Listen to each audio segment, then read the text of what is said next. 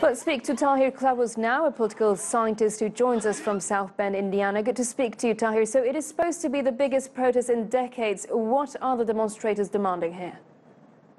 Sure. First of all, I would like to start with emphasizing how remarkable it is for the Algerian people to take the streets since last Friday in such a difficult context, and they have been mobilizing very well.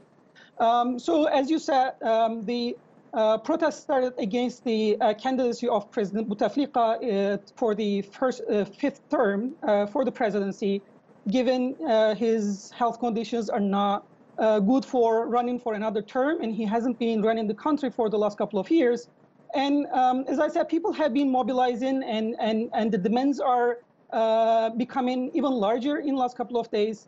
And today is actually a very important day. And right now, like in these moments, people are taking the streets in all over the country, but especially in the capital, Algiers.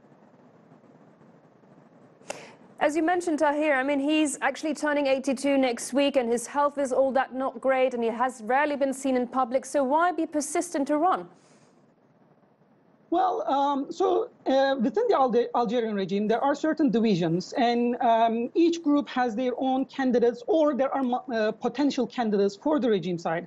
But they have not been able to find a consensus over any other candidate. And that would probably lead to a division within the regime. That is why they prefer to stick with the ailing Bouteflika as a safe option, but they probably had not foreseen that this would turn into a mass demonstration coming from the people. And quite frankly, now the regime is in danger. So Tahir, as you mentioned as well, the demonstrations are taking place in several cities. There's a big turnout, probably the biggest in decades. And it's being seen as that it's unifying all Algerians on a single issue. Why is that? Because pretty much all Algerians have been suffering from the regime, and specifically from Bouteflika and the people around him. Bouteflika has been in power since 1999.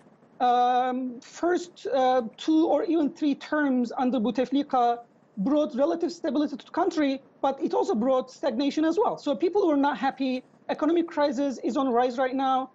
Politically, things are not going that well. And even in 2011, when there were mass demonstrations, the regime found ways to survive and stay in power, but things are accumulating, and people are not happy with that, and probably the candidacy for the 5th term became the trigger for something bigger. And it started with being against the presidency, but people are mobilizing more and more, and it can turn into something bigger.